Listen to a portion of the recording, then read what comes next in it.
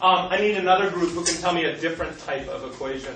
Can you guys tell me a different type of equation? Derek, you want to speak for your group? No. Can you? No. You sure? Yeah. What? Tell me a different type of equation. They pulled those out. Oh. So what's another type of equation that you guys came up with? Yeah, I have my sheet. F times 1. Wait, what? I want you to come up and pull out a set of equations that we would not call property equations, but we would give another name to. You want to come up and separate them? No. Okay, Oliver, you want it? Yeah. All right. Yeah. We do that. All right. All right, you want to group those? Yeah. Okay. No. This one. Okay.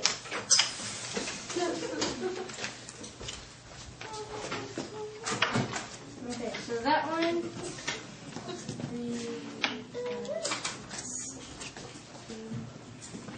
This one. This one. This one.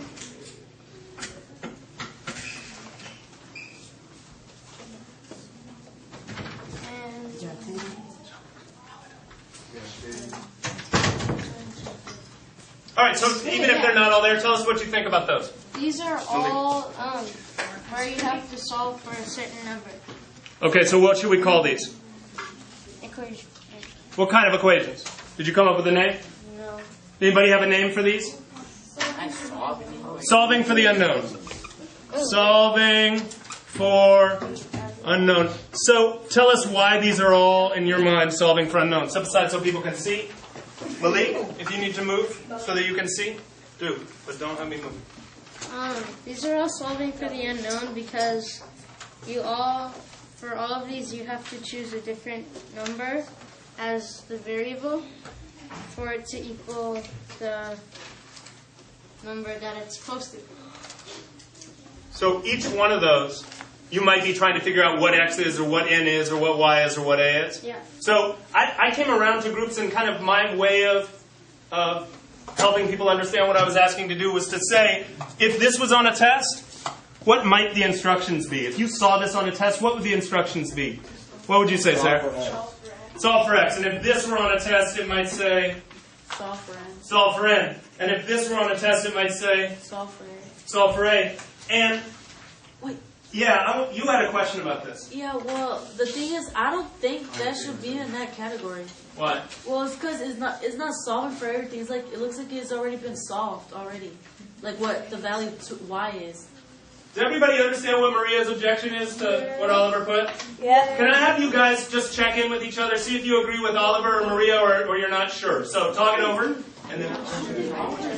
So, what do you think? Is y equals 2 a solved for type of equation? I think that it does have to be solved because it's, I think y is already it can't be just because it says y equals 2. you have to actually solve it. Y has to be 2, right? Okay. So it can keep going on and on and on and on. Meaning? You can say y equals 2 and then y equals 2. So you'd write y equals 2 and Okay. then y equals 2. Okay. Maria, your question was?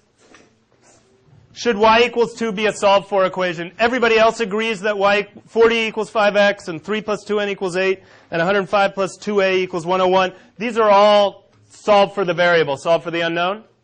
So Oliver, you told us that y equals 2 also belongs there. Maria's saying no. Okay, y equals 2 belongs there because even though it looks like the finished product, you have to actually solve it. I mean, it can keep going on and on like this. So if you put y equals 2, you put y equals 2, y equals 2. But you still do have to solve it. So Sarah, you have a thought? I think it's already solved because there's no other equation, there's no other numbers, there's no other variables to solve for. I agree.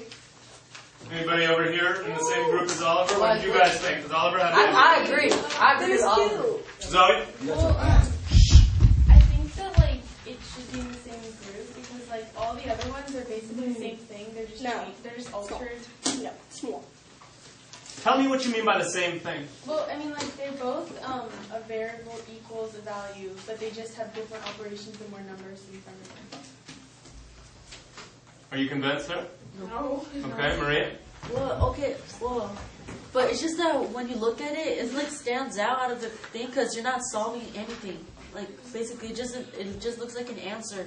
Like there's like no other value to solve for. It's already answers. Okay. So I might have a way of maybe thinking about this in a different way, because I think you're right. If we call these solving for unknowns, it's already known. But I might say that how many different numbers could make this true? How many different values of x? 1. What is it? 8. Ron, do you agree? 8? 5 times 8 is 40? How many different numbers make this one true? 3 plus 2n equals 8. How many different numbers make it true? One of them. What is it? 2.5. How many numbers make this true? How many numbers make this true? So there may be ways that we could say these are all the same. There may be ways that you could say, this one's different. I think what's important is that we have rationale, we have reason behind why we're saying it belongs or it doesn't belong. So I'm happy that you guys are still saying this one stands alone. This is a strange equation, symbol string. And you guys are saying, it's like the others. I think that's good. Okay, so thank you for coming up.